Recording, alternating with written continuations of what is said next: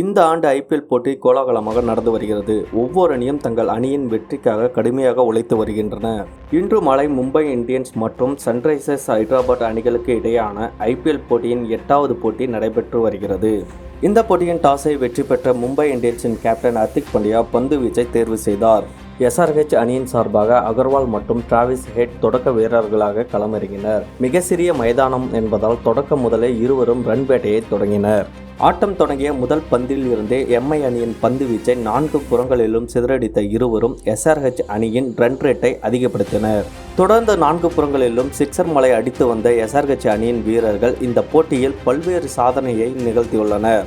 இதில் 6.8 கோடிக்கு வாங்கப்பட்ட டிராவிஸ் ஹெட் 18 பந்துகளில் 50 ரன்களை கடந்து 24 பந்துகளில் 62 ரன்கள் எடுத்து அவுட் ஆனார். இதன் மூலம் SRH அணி 6 ஓவருக்கு 81 ரன்களை அடித்து நொறுக்கியது. பின்னர் இறங்கிய அபிஷேக் சர்மா SRH அணியின் ரன் ரேட்டை குறைக்காமல் ஆரம்பம் முதலே அடித்து ஆடத் தொடங்கினார். அவர் SRH மூலம் 6.5 கோடிக்கு வாங்கப்பட்டார்.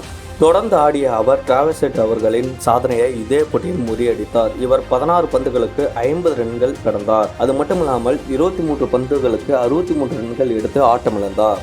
இதன் காரணமாக SRH அணியானது 15 ஓவர்கள் முடிவில் 202 ரன்கள் எடுத்து சாதனை படைத்தது. பின்னர் இறங்கிய மார்க்ரேன் மற்றும் கிளான்சன் ஜோடி தொடர்ந்து ரன் மழையை பொழிந்தது. கிளான்சன் 23 பந்துகளுக்கு 50 ரன்கள் கடந்தார். அவர் 34 பந்துகளுக்கு 80 ரன்களை அடித்து நொறுக்கினார். மேலும் மார்க்ரேன் 28 பந்துகளுக்கு 42 ரன்கள் சேர்த்தார். ஆரம்பம் முதலே சிக்ஸர் மழை பொழிந்து வந்த SRH அணி MI அணிக்கு 278 ரன்களை இலக்காக வைத்து விளையாடி வருகிறது. IPL வரலாற்றில் SRH அணி மும்பைக்கு எதிராக அடித்த இந்த 278 ரன்கள் அதிகபட்ச ரன்னாக பதிவாகியுள்ளது. உலகளவில் நடைபெறும் பல்வேறு போட்டிகளை பற்றி தெரிந்து கொள்ள நம்மளுடைய சேனலை சப்ஸ்கிரைப் பண்ணுங்க அண்ட் சப்போர்ட் பண்ணுங்க.